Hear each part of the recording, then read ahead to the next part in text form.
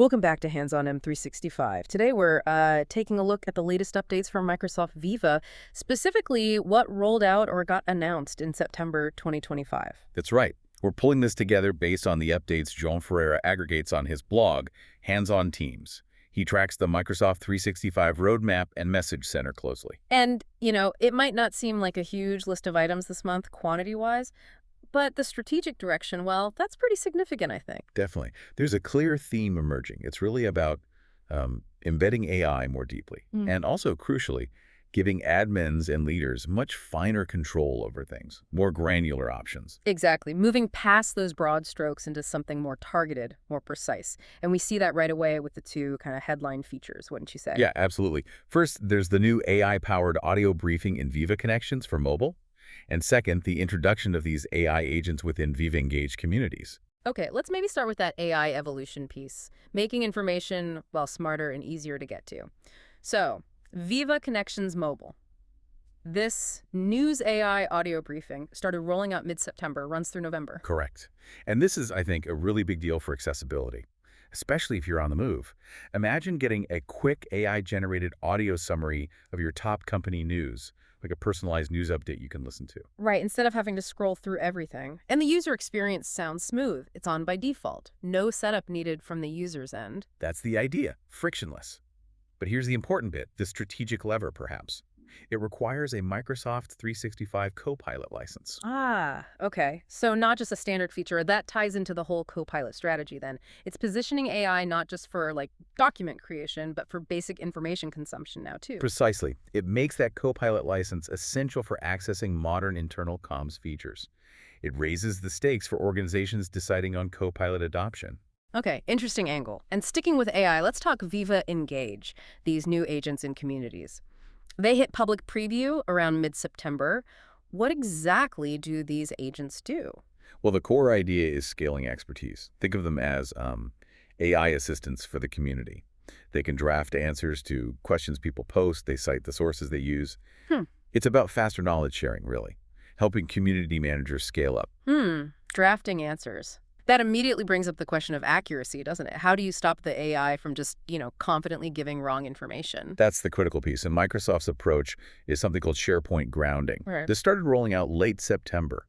So instead of the AI pulling info from anywhere in the community chats, potentially outdated stuff. Right. You can tell it only use documents from this specific SharePoint site, like the official HR policy site, for example.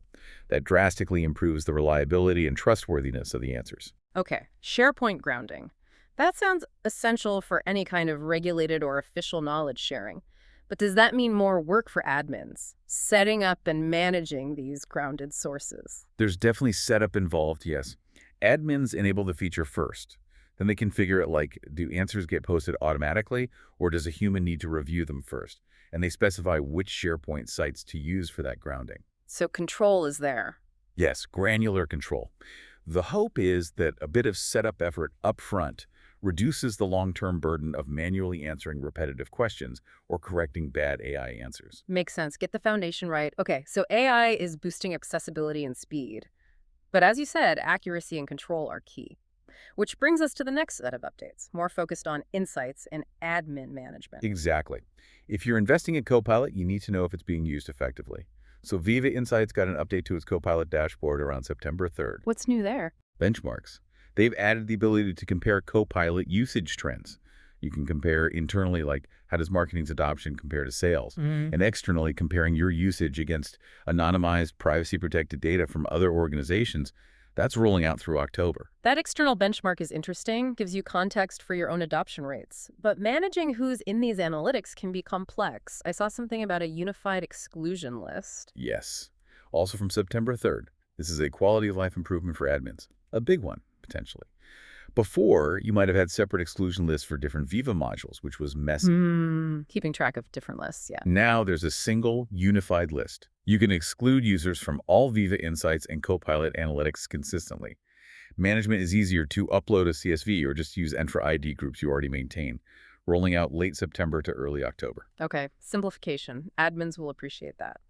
Now, shifting gears slightly to Viva Glint, the employee feedback tool. There were updates there focused on making the insights more relevant, right? Two key ones.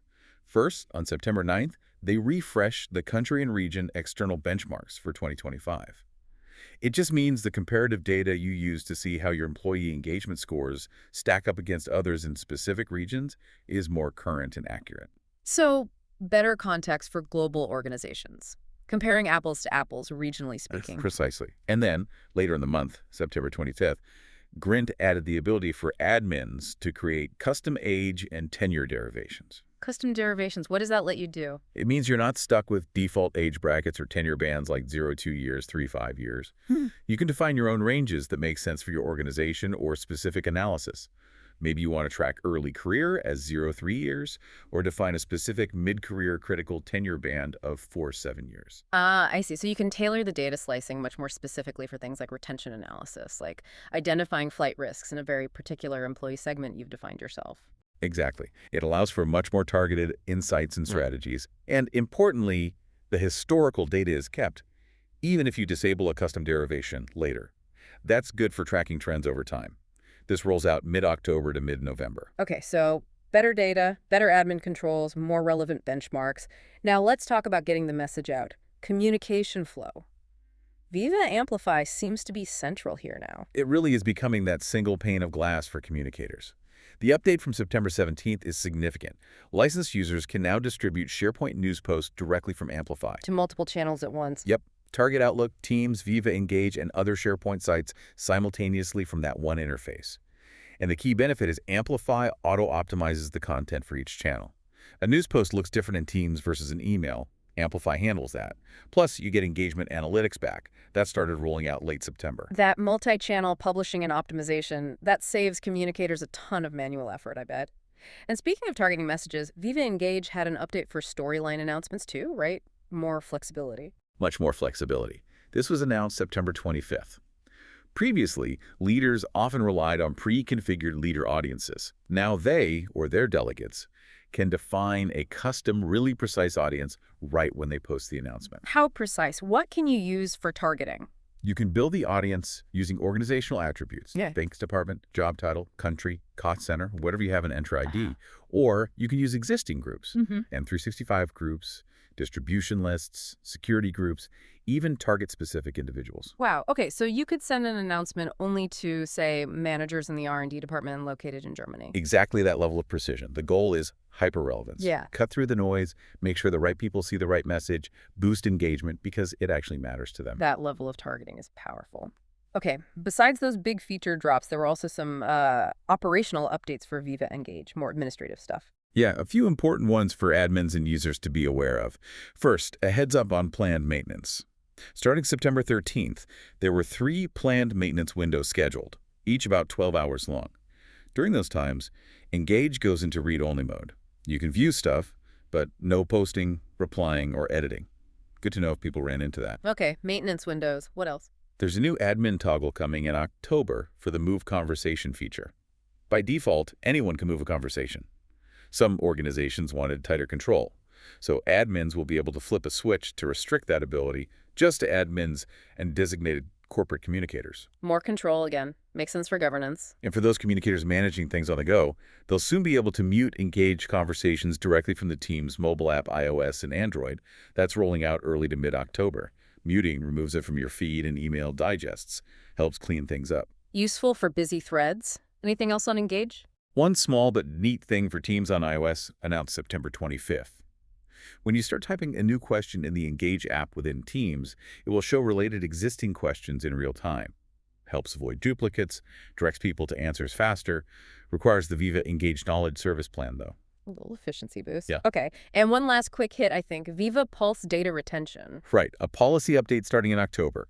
Viva Pulse templates will now be stored indefinitely in Azure Cosmos DB as long as your subscription is active. Previously, it was tied to Microsoft Forms and had different retention logic. This seems like a move for better stability and persistence of those templates you create. Okay, so templates stick around now. Good to know. Phew. Okay, that was quite a run-through for September. So summing it up for this, hands-on M365, AI is weaving deeper into the fabric for things like news consumption and community support. But maybe the bigger story is Microsoft giving organizations much more precise control over analytics, over data definitions in Glen, and critically, over communication targeting in Engage and Amplify. I agree. It feels like a consolidation and refinement phase, consolidating admin controls, like that unified exclusion list, and refining the tools to be more precise, giving you this scalpel, not just the sledgehammer, for targeting and analysis. Right. Which leads to the final thought, really. We've talked about all this new precision Microsoft is offering, custom audiences, custom data derivations. But here's the question for you, the listener. How ready is your underlying data? These powerful targeting features in Engage, the custom derivations in Glint, they're only as good as the quality of your user attributes in Enter ID and your group memberships. Garbage in, garbage out still applies. If your department data or job titles are a mess, that hyper-targeting won't work as intended. Exactly. So the question to ponder is, before you jump into using all this new precision, is your organizational data, your Enter ID hygiene, actually clean enough to support it effectively? Something definitely worth auditing internally. Absolutely. Well, that brings us to the end of this Hands-on M365. Thank you for tuning in. To make sure you don't miss future updates and discussions like this, please do follow this podcast. And for daily insights, tips, and tricks on Microsoft 365, including SharePoint, Teams, Viva, and more, be sure to check out Joan Ferrer's blog regularly at handsontech.net. Thanks again for listening. Goodbye.